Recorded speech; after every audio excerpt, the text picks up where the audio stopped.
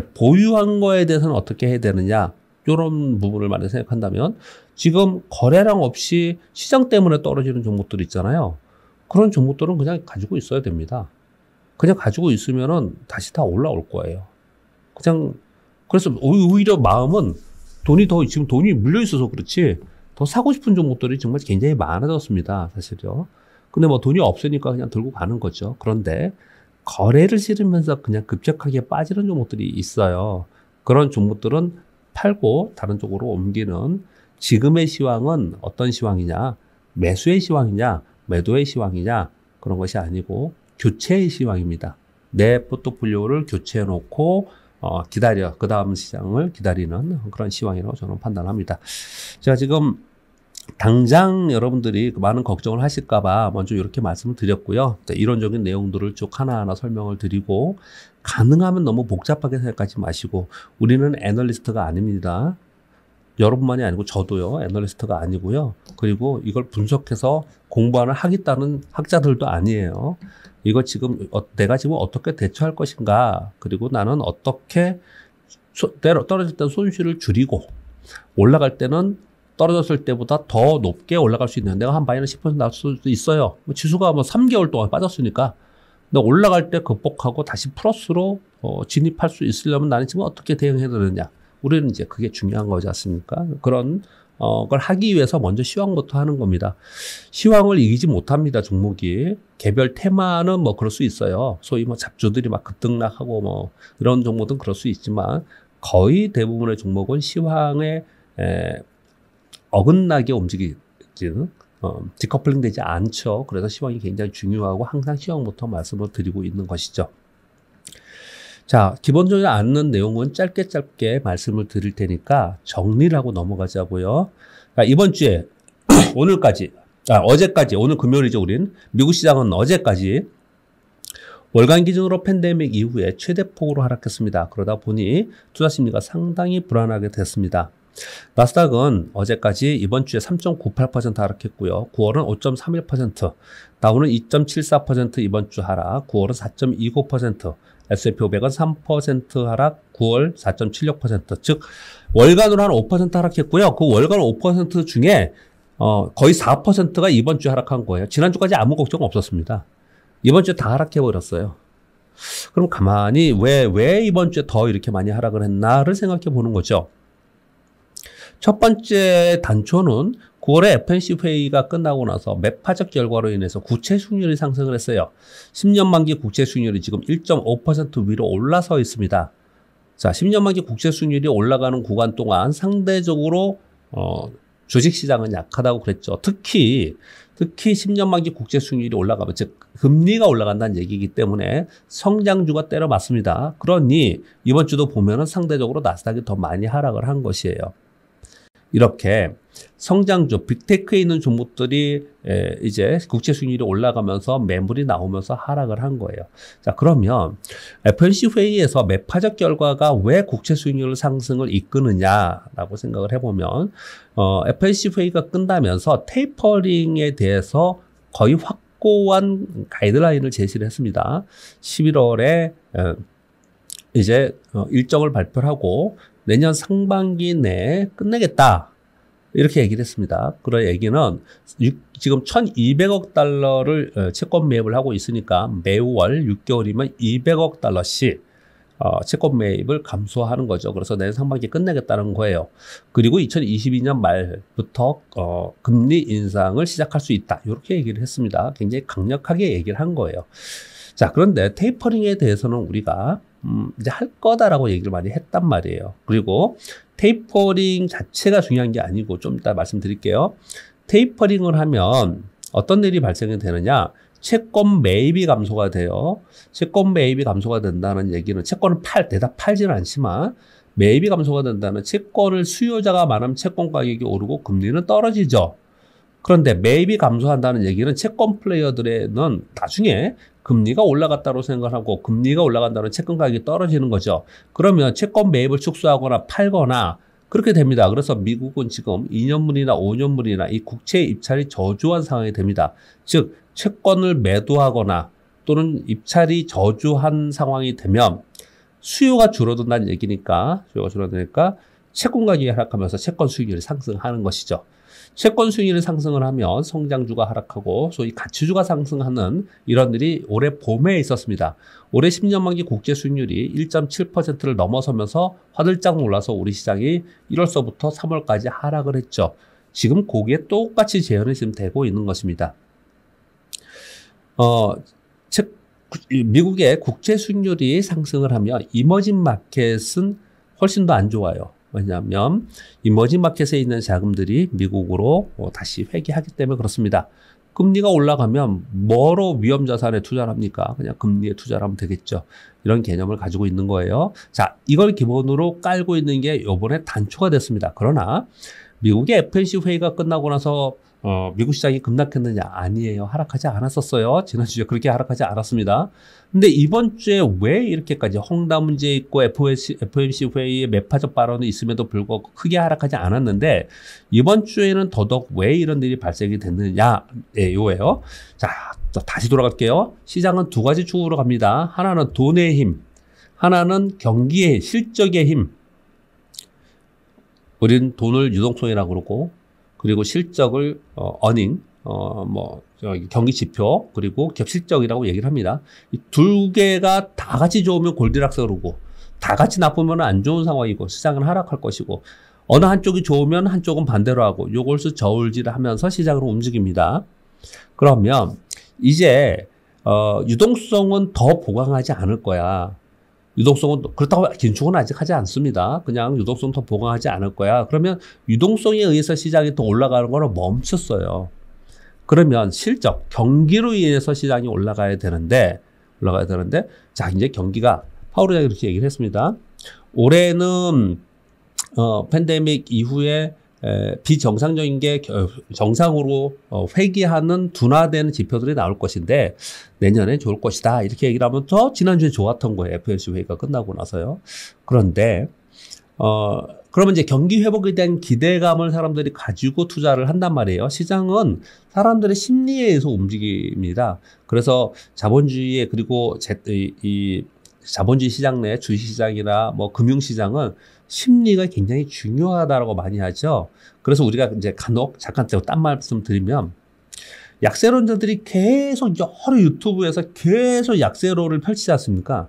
그러면 사람들의 심리가 계속 불안해요.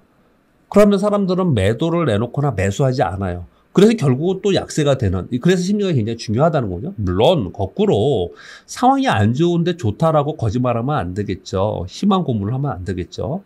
근데 어느 한쪽으로 치우치셨을 때 그 심리의 작용에 의해서 시장이 그 방향으로 가는 경향을 분명히 갖습니다. 그런 것들 때문에 걱정을 이제 많이 하고 우려를 하는 것이거든요. 지금 경기 회복에 대한 기대 심리를 어느 정도 가지고 있었는데 거기에 찬물을 탁 끼얹은 거예요. 그게 뭐냐? 국제 에너지 가격이 급등하면서 인플레이션 우려가 발생이 된 겁니다. 이게 이번 주의 하락의 가장 큰 원인이 된 것이죠.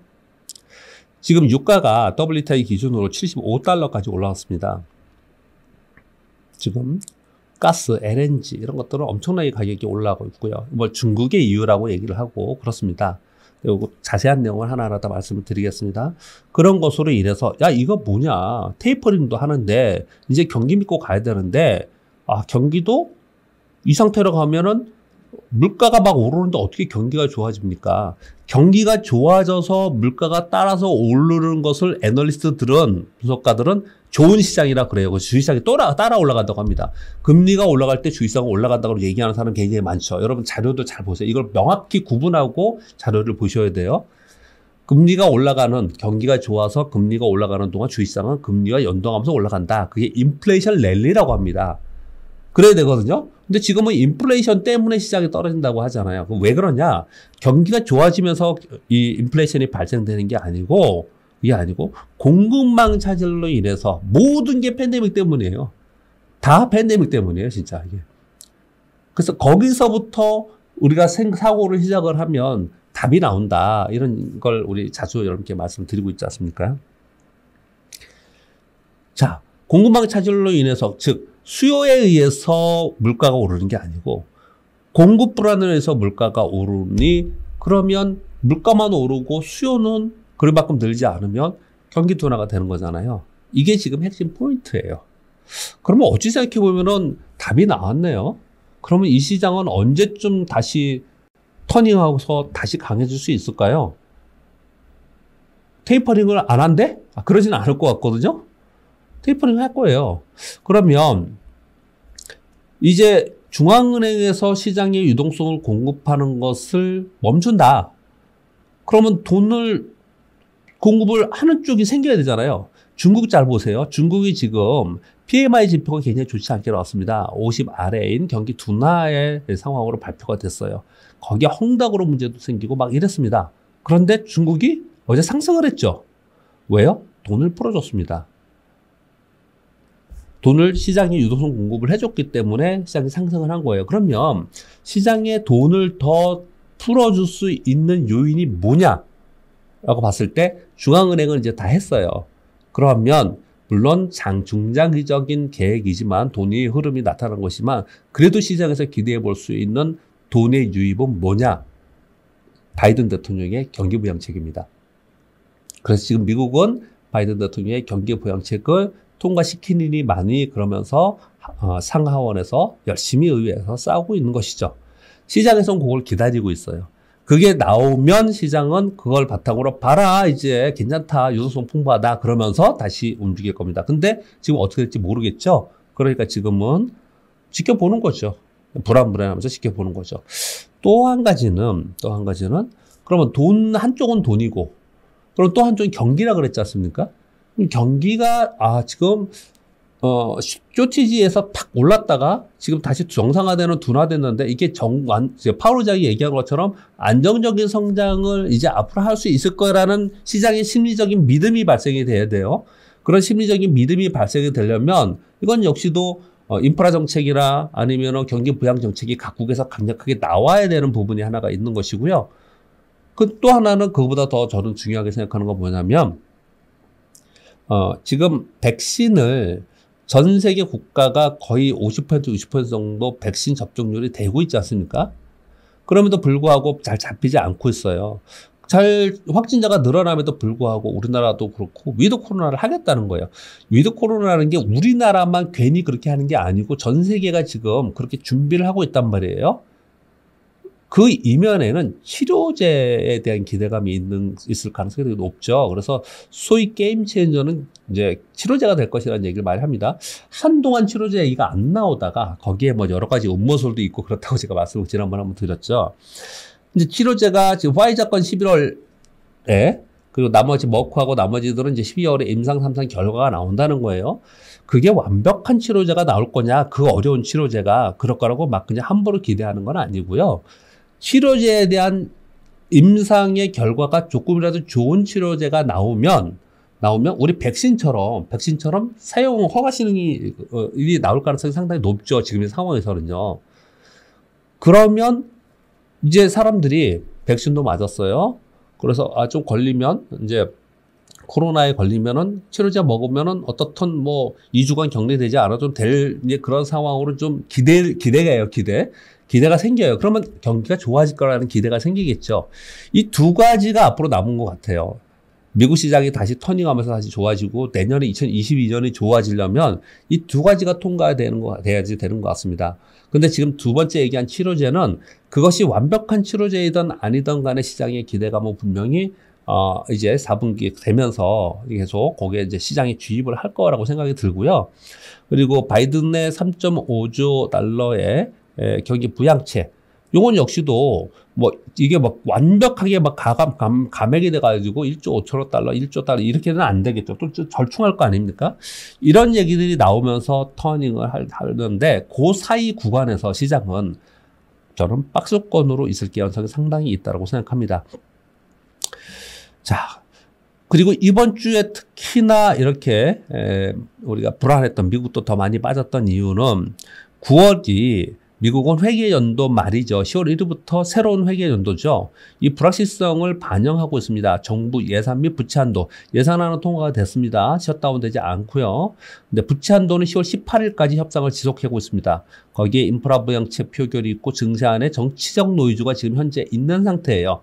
이런 것들이 전부 다들 이제 문제가 되고 있는, 시장에 노이즈가 되고 있는데, 거기에 파월 의장이 맨날 비둘기파적인 굉장히 옹건한 얘기를 하다가 요번에는 테이퍼링 강력하게 하겠다는 의지 표명을 했고, 그리고 물가 상승 부분이 일석이 않다라면서 후퇴했습니다. 물가 상승을 일시적이다라고 한동안 얘기하더니 요번에 후퇴해버렸어요. 이러다 보니 에너지 가격도 급등하고 공급망 불안정 속에서 야, 이거 인플레이션이 오래 가겠다, 이거 경기 회복에 걸림돌이 되겠다라는 게 시장의 전반적인 걱정이 되고 있는 부분이다 라고 보시면 될 것 같고, 중국은 헝다그룹 노이즈가 계속되고 있습니다. 요번에 차이슨 및 국가통계국 제조업 PMI가 50을 하회했습니다. 근데 시장은 상승을 했는데 연휴를 앞두고 유동성 공급을 했고, 그리고 시장 안정을 위해서 유동성 공급으로 해서 중국 시장은 오히려 상대적으로 안정된 그런 모습을 나타내고 있습니다. 자, 그래서 이런 것들을 쭉 봤을 때 미국 시장은 지금 제가 우리나라 시장만 아까 봤지 않습니까? 미국 시장을 볼 때 만약에 여기서 다음 주에 곧바로 돌아서지 못하면 어떤 모양이 나올까에 대해서 한번 생각을 해보겠습니다. S&P 500 기준으로 볼게요.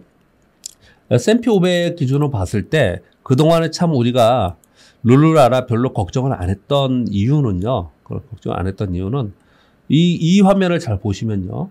한번 보시면 팬데믹이 언제 발생이 됐습니까? 작년에 발생이 됐지 않습니까? 작년 팬데믹 이후에 시장이 급락 이후에 지금 요 초록색 선이 잘 보이실지 모르지만 제가 거볼게요.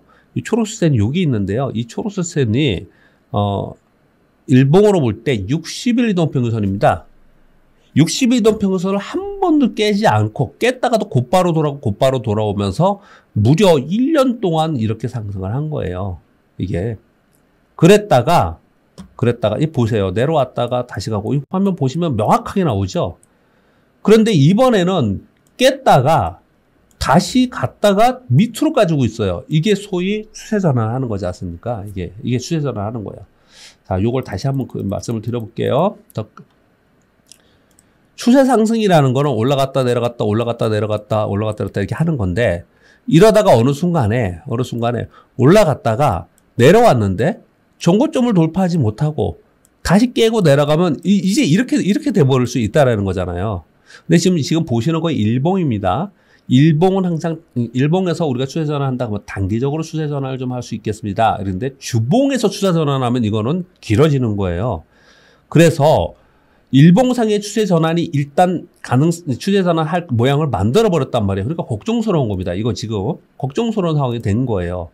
자, 이걸 깨고 내려갔는데 반등하지 못하고 이거 지금 더 깨고 내려가겠네. 야, 그러면 이제 추세 하락하겠네. 이제 이러는 거예요, 이게.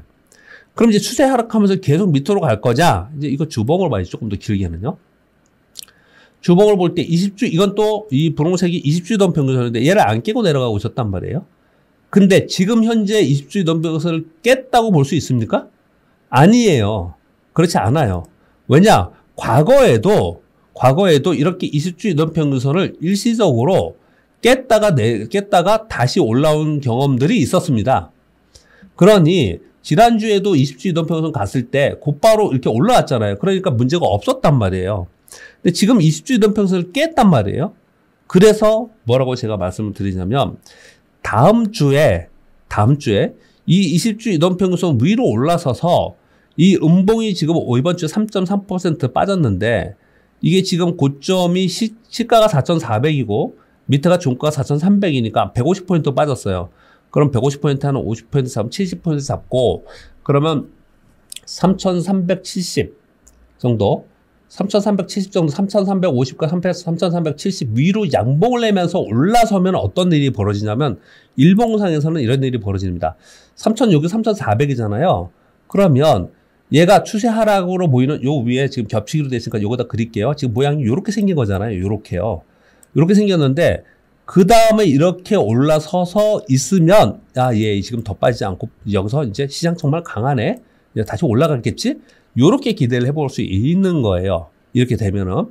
근데 이게 다음 주에 곧바로 올라서지 못하잖아요. 이게 그래서 조금만 갔다 그러면 이제 이거 안 되는구나. 이게 추세하락으로 가는구나. 이렇게 생각을 하는 거거든요. 다음 주에 곧바로 4,400을 넘기지 못하면 미국 시장은 제 판단은 어떻게 생각이 드냐면 작년에 팬데믹으로 인해서 급락했다가 다시 급등했죠. 그래서 원위치했죠. 원위치하고 나서 얘가 박스권에 있었습니다. 이렇게 박스권에 약 한 2, 3개월 있었던 적이 있었어요. 그리고 나서 요걸 거치고 나서 다시 올라간 거거든요. 우리도 이런 적이 있었고요. 이렇게 될 가능성이 있다고 저는 봅니다. 그래서 다음 주에 이거 좀 죄송한 얘기지만 다음 주에 여기서 확 돌파하고 다시 올라갈 수 있어요. 이렇게 감히 얘기할 수는 없어요. 왜냐하면 미국의 지금 이 노이즈들이 결정이 안 났어요. 하나도. 지금 인프라 정책이나 이런 것에 대해서 아직까지 정치적인 결정이 아직 없어요.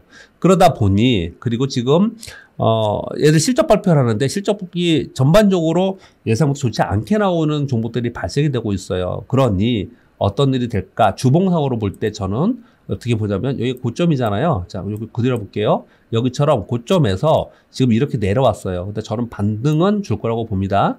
이렇게 줬다가 또다시 떨어졌다가 이런 식으로 이 박스권에 들어가서 갇힐 가능성이 농후하다. 저는 그렇게 봅니다. 그러니까 여기서 밑으로 추락하는 쪽으로 저는 보지 않고 현재는 이렇게 보고 있습니다. 왜 그러면 여기서 밑으로 추락하지 않고 이렇게 보느냐. 그냥 한마디로 표현하면요. 미국이 지금 테이퍼링 한다는 거는 테이퍼링은 시장의 추세를 바꾸는 재료는 아니에요. 과거에 2015년도 과거 한번 가볼까요? 지금 띄운 김에 S&P 500이에요. 2015년, 16년도에 어땠나? 가보면요. 2013년도에 테이퍼링 한다고 얘기할 때가 여기였고요. 여기였고, 2014년도가 테이퍼링 하는 구간이에요, 이게. 근데 2015년도에 오히려 더 많이 빠졌죠. 이거 왜 그랬죠? 2016년도에 금리 인상이 있었기 때문에 얘가 더 그랬어요. 2014년도 테이퍼링 하는 동안에는 그렇지 않았습니다. 변동성만 있었어요. 물론 과거에 그랬다고 이번에는 또 그러냐? 아니죠. 이번에는 그때부터 주가가 많이 올라왔으니까 변동성은 더 클 수도 있습니다. 그렇지만 시장에서 유동성을 풍선만 얘기 맨날 하잖아요. 공기를 빼는 게 아니고 더 이상 주입하지 않고 있는 거기 때문에 그 안에서만 왔다 갔다 하는 것이기 때문에 결국은 그냥 박스권일 것이다 라고 보는 거예요. 그런데 자, 돈의 입장에서는 그렇지만 경기가 둔화되면 어떡하느냐. 항상 두축이니까 이걸 걱정을 하는 거잖아요. 그게 소위 인플레이션 때문에 지금 걱정을 하는 거지 않습니까? 근데 그 인플레이션이 왜 발생을 했습니까? 쇼티지 때문에 발생한 거잖아요. 공급망 차질 때문에 발생을 한 거지 않습니까? 그러면 그 공급망 차질이라는 거는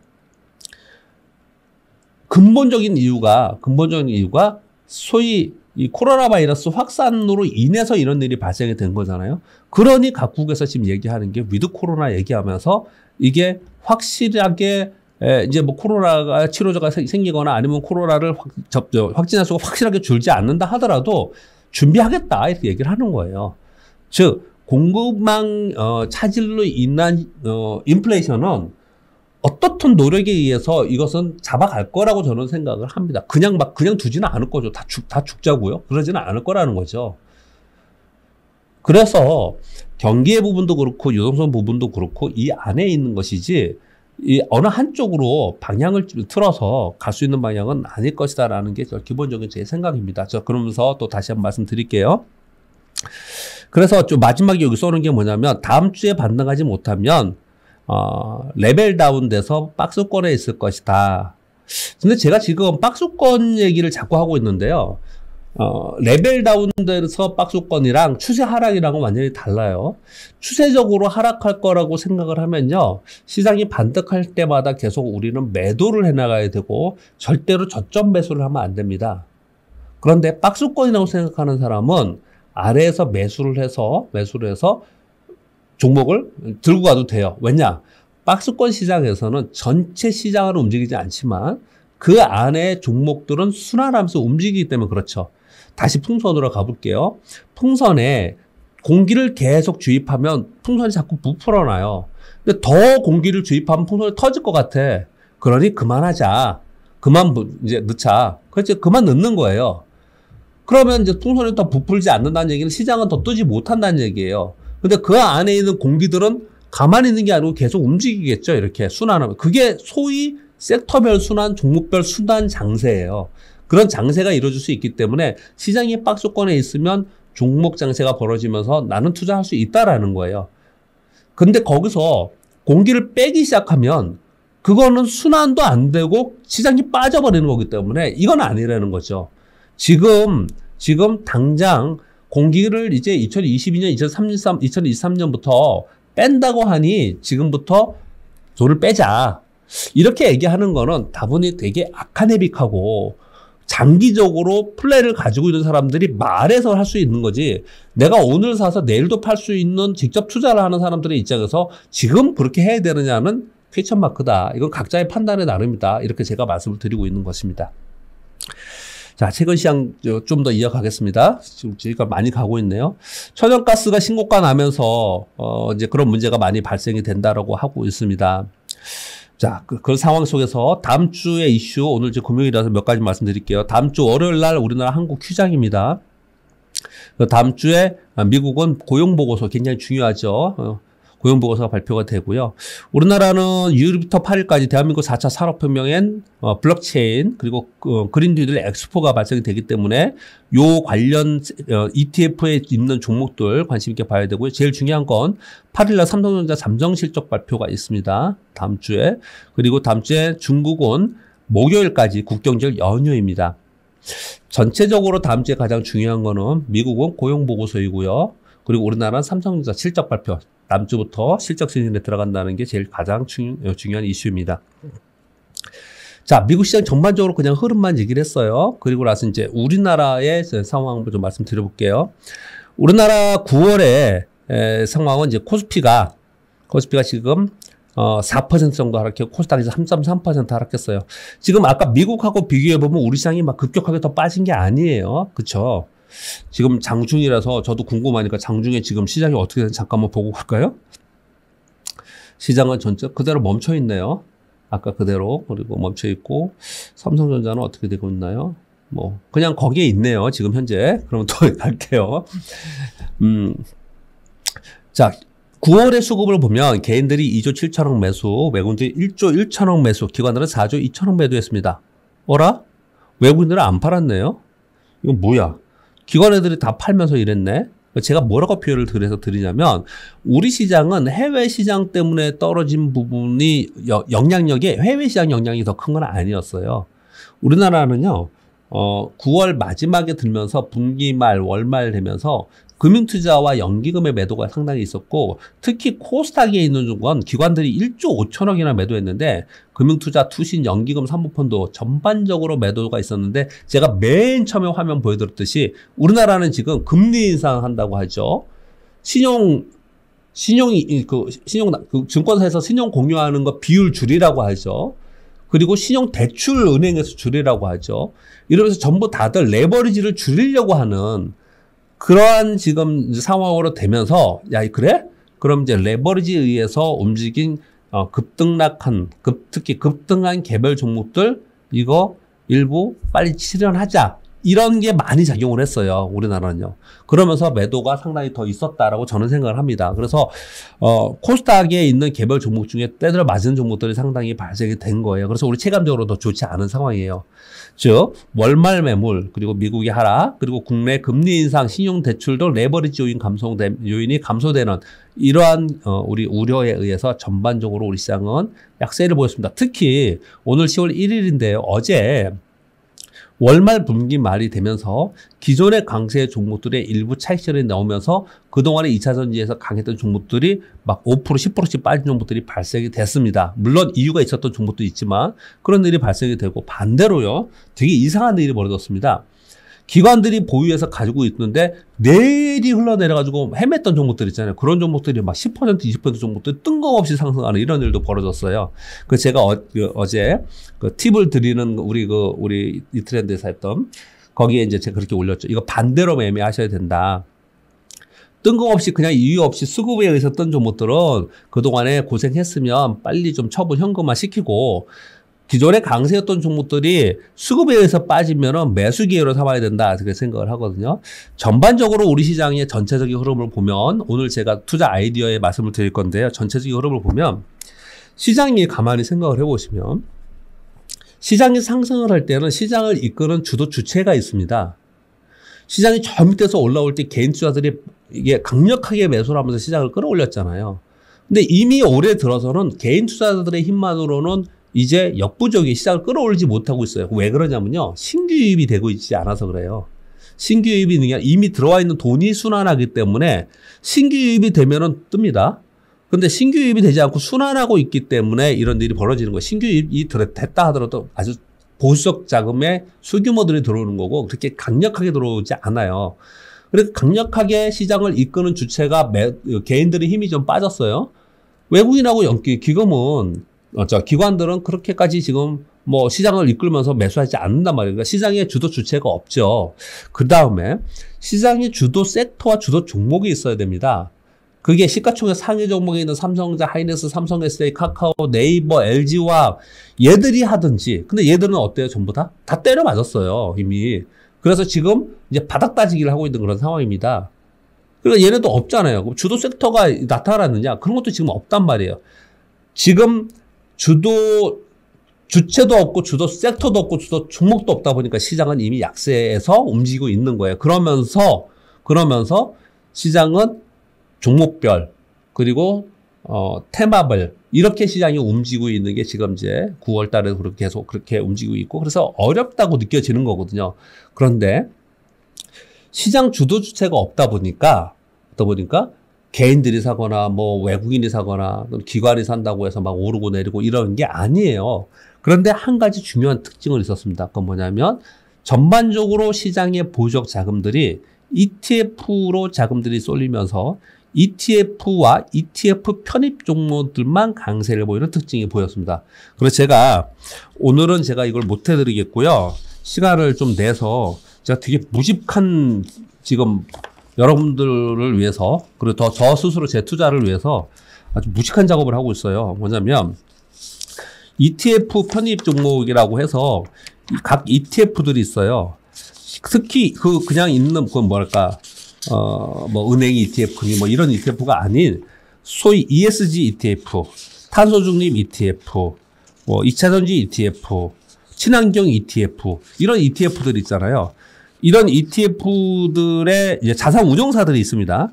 이 자산 운용사들의 홈페이지에 들어가면 거기에 그 종목들이 쭉 리스팅이 되고 비중까지 다 나와요.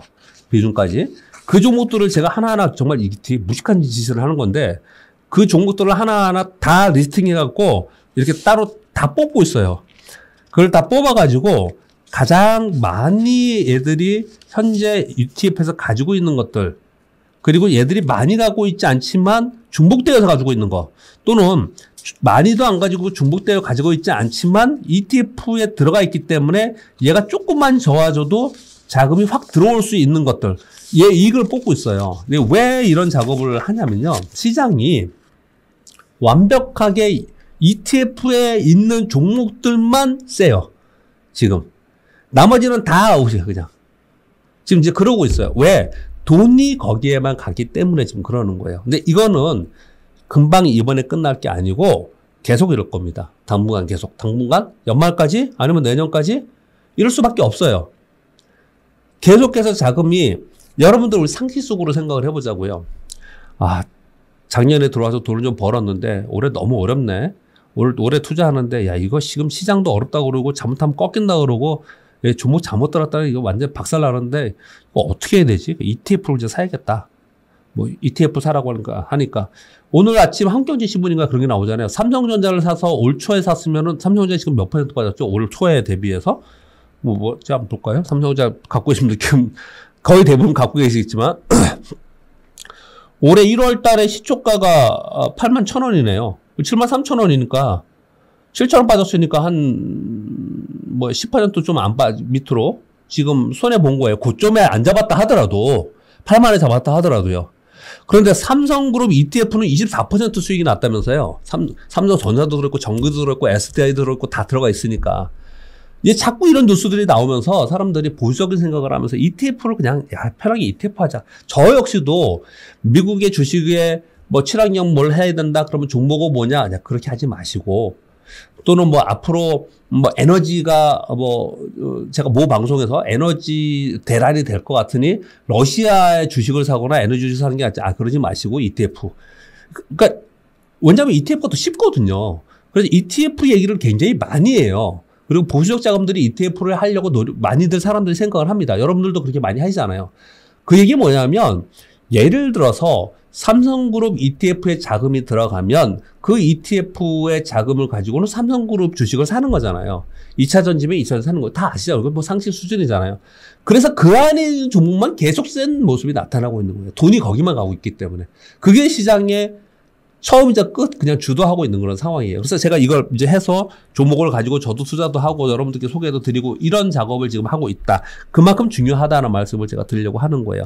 이걸 하다 보니까 굉장히 중요한 결론을 하나 얻어냈습니다. 뭐냐면 현재 가장 고평가 구간으로 들어가면서 가장 센 거, 셌다는 얘기는 주가가 많이 올라갔기 때문에 또 고평가 구간으로 들어가는 거잖아요. 거기는 어디냐면 2차 전지와 수소경제예요. 수소경제. 얘들이 가장 현재 센데 그중에서도 2차 전지와 수소경제 중에서도 장비 이런 게 아니고 소재예요. 소재.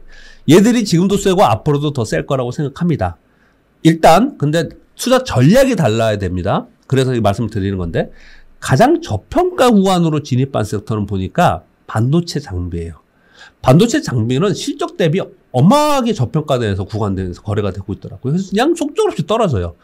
그래서 가만히 제가 이걸 보면서 어떤 생각이 들었냐면 시장이 여기서 곧걸어지면 추세적으로 하락할 거라 생각하지 않는 사람이 내가 주식을 사서 지금부터 3개월, 6개월 정도 내가 가지고 내년 상반기까지는 가지고 갈 수 있다. 시황이 판단이 돼서 난 가져가겠다고 생각하는 사람은 이거 반도체 사야 됩니다. 지금.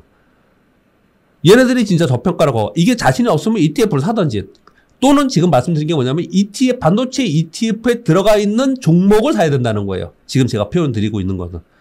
그렇게 해야 되는 거고 지금 현재부터 시장 불안한데 그냥 짧게 강한 쪽 달리는 말에 올라타려고 한다. 그러면 수소경제와 이체전지의 ETF에 들어있는 종목을 가지고 해야 된다. 그런 결론을 냈습니다. 최근의 시황이에요. 최근의 시장에 대해 설명을 드린 거고요. 그럼 다음 주에는 어떻게 생각했느냐. 오늘 10월 1일이지만 실제로 10월은 다음 주부터 시작되는 거잖아요. 그래서 저는 이렇게 생각합니다. 지금 미국은 고점에서의 성장 둔화에 대한 걱정이 된 거고요. 중국은 안정성장으로 가면서 변화의 노이즈가 발생을 한 거예요. 그 과정 속에서 테이퍼링을 한다고 해요. 미국의 3대 지수는 2014년도에 연저점 5% 후에 상승을 했습니다. 테이퍼링 할 때요. 금리 인상을 앞둔 2015년도에 연저점 10%예요. 더 큰 폭으로 하락을 했어요. 즉 하락했다 올라왔지만 변동성이 컸다는 거예요. 즉 금리 인상을 2022년 말 2023년에 할 거냐 이거 가지고 얘기가 많은데 제 방송 계속 들으신 분들은 이제 제 주관 제 뷰를 좀 아실 건데요. 맨날 금리 인상해서 경기가 좋아진다는데 지금 뭐 경기 좋아진다는 얘기 합니까 지금? 지금 경기 둔화 얘기하고 있어요. 그러니까 그건 그때 가서 얘기하자고요. 테이퍼링만 생각을 해보면 추세 전환하지 않을 거다 이렇게 생각하는 거예요. 우리나라는 2013년 테이퍼링 발표 당시에 연중 11% 그렇게 빠졌었어요. 이것 가지고 자꾸 우리 시장이 이제 3,000포인트 아래로 빠지면서 2,800포인트 가지 않겠냐 자꾸 그렇게 얘기하는데 저는 그렇게 생각하지 않는 이유를 서두에 말씀드렸습니다. 그때랑 지금이랑 체력이 다르고 우리나라가 3,000포인트의 외국인과 기관들의 수급도 상당히 안정적이고요. 3,000포인트 전후에서는. 그리고 우리 시장 역시도 그때 빠졌었지만 2014년도에 연저점 6.4% 했지만 박스권이 있었고 2015년도에 박스권이 있었어요. 특히 코스닥은요. 2014년도에 박스권이 있었지만 2015년도에는 중국 내수 소비 관련주들은 급등하는 그런 우리가 한 해를 보였습니다. 그때 테이퍼링이나 지금이나 다른 점은 뭐냐. 인플레이션 우려가 있고 주가의 위치가 상당히 위에 있다. 그래서 변동성이 더 클 것이다. 오케이.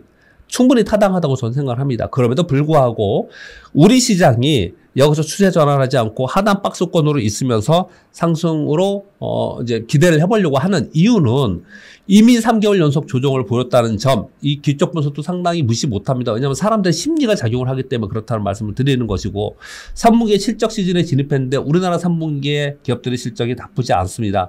우리나라 3분기 실적이 좋음에도 불구하고 빠진 종목들에 대해서 지금 사실은 사고 싶은 종목이 많이 발생을 하고 있다. 이런 말씀을 제가 드리고 있고요. 삼성전자를 비롯한 시총 상위 주도주의 저점 확인 과정이 있습니다.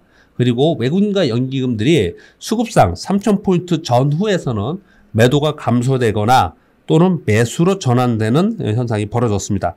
저는 가장 중요한 거에 생각하는 건 뭐냐면 우리나라가 그때하고 지금은 상당히 탄탄해졌다. 이건 뭐냐면 과거에 비해서 여전히 강한 개인들의 매수세가 있고 그 자금들이 직접적으로 주식시장에 들어오지 않는다 하더라도 ETF로 들어오면서 시장을 탄탄히 맞추고 있다. 이런 근거로 인해서 저는 추세보단 박스권에 있지 않을까라고 생각을 합니다. 지금 다시 또 가볼게요. 지금 시장이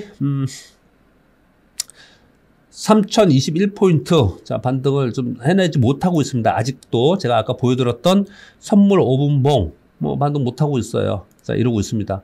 그러니 야 이거 3000포인트 깨고 확 내려가지 않겠냐라는 걱정스러운 건 분명히 맞습니다. 그렇다 하더라도 빠지더라도 일석이고 그 이후에 다시 올라와서 박스권에 있는 시황을 가지고 다음 주에 저는 대처할까라고 생각을 하고 있습니다. 근거는 제가 지금 몇 주까지 설명드린 내용 때문에 그렇습니다.